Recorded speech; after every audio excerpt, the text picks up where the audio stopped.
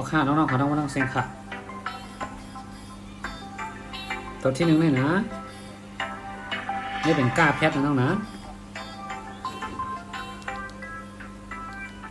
อันนี้ซ้ำเป็นติด2ก้าแพทค่ะเนาะ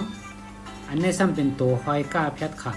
เครื่องกำนำเตเจอร์ออกเสียงตัวนี้อินคิเดตค่ะอันนี้ไม่ตัวนี้เนาะอันนี้เป็นไม่ตัวคอยเฮก้าแพทค่ะอันนี้ซ้ำเป็นตัวคอยเฮต้าแพทอันนี้ตัวติด2ป้าแพทนะน้องนะติด2ป้าแพทค่ะเครื่องกำนำค่ะกำเนาะมันป้อหันดีเนาะน้องเนาะสีขาวที่จะตอบตัวไหน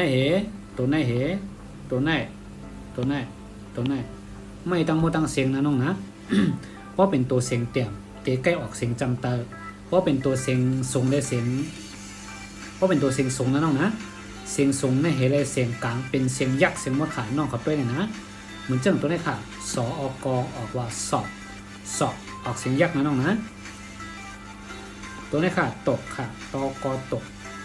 ตออูกอตกเนี่ยก็ไรตอกอตกก็ไรเนาะตกผมว่าตกค่ะสอบตัวนี้ผมว่างอกสอบเนาะตัวนี้ซ้ำออกอ่านมาออกนะค่ะออกก็ตั้งเข้าค่ะตัวนี้ซ้ำบอกอ่านว่าบอกค่ะเนาะบอกตัวนี้บอกลาดมาหมวดค่ะหอมออูตอหมวดค่ะเนาะตัวนี้ออกเสียงว่าหมวดนะน้องนะ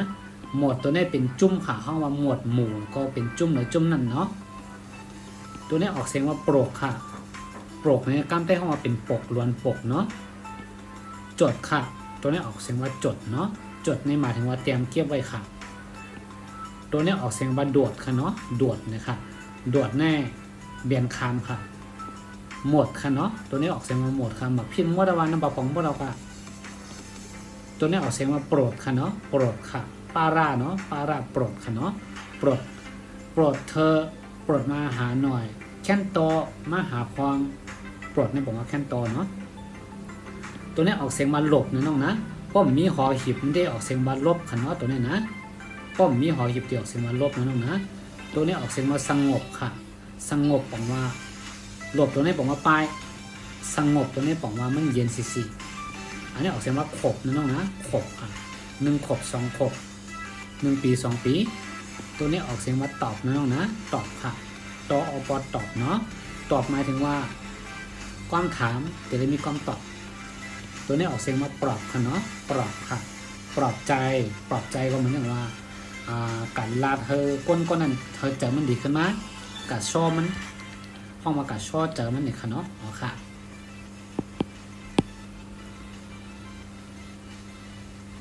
ตัวไหนเพราะเป็นตัวเสียงเตี่ยมครึ่งกำนำออกเสียงจำเติมมดเพราะเป็นตัวเสียงสูงได้เสียงกลางออกเสียงยักษ์จงน้องขานอันนี้เสียงกลางนี่เป็นตัวเสียงสูงนะน้องนะออกเสียงยักษ์นะอันนี้ก็เสียงสูงนะออกเสียงยักษ์นะอันนี้ก็เป็นตัวเสียงกลางออกเสียงยักษ์ตัวนี้ก็เป็นเสียงกลางออกเสียงยักษ์ตัวนี้ก็เสียงกลางออกเสียงยักษ์ค่ะตัวนี้เป็นตัวเสียงสูงออกเสียงยักษ์ค่ะอันนี้เขาเอาตัวตั้งน้ำเป็นเหยื่อเนาะเอาหอยหีบเป็นเหยื่อค่ะตัวนี้นะน้องนะโปรดค่ะนี่ก็เอาตัวตั้งน้ำเป็นเหยื่อเขาห้องเอาเป็นตัวเสียงกลางมันตีออกเสียงยักษ์นะน้องนะตัวนี้ก็เหมือนกันค่ะพิกสมานี่เป็นตัวเสียงเตี่ยมเขาเอาตัวตั้งเงาเป็นเหยื่อค่ะอันนี้เป็นตัวเสียงสูงเนาะออกเสียงยักษ์ค่ะออกเสียงยักษ์ค่ะเสียงสูงนี่ก็เสียงสูงค่ะอันนี้เสียงกลางค่ะอันนี้เสียงกลางค่ะ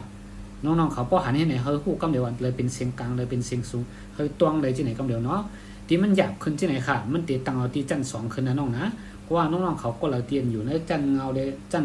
นึงก้อยไหนถามว่ามันซื้อขึ้นจัน2ได้หรือค่า5เนี่ยได้หรือค่ะแต่ว่าน้องเขาจะได้คัดเจอด้วยนำเห็นนำเนาะแต่ว่าน้องเขาบอกว่ามู้เด็กเห็นก็เลยมู้เด็กชอบหาก็เลยมาอ่านเนี่ยก็ขึ้นจัน2ค่ะก็เราเห็นจัน1ย่อนะขึ้นจัน2นะน้องนะทีนี้อันซื้อปั๊บมันกว่าย่อก็เขาในห้องเห็นนะส่งการบ้านก็ไล่ส่งก็ไล่เปียงบ้านหลานนะน้องนะก็เลยเห็นย่อจัน1ออกกาจัน2นะเพราะจัน2ย่อไปขึ้นจัน3นะน้องนะอ๋อค่ะเหมือน2ค่ะ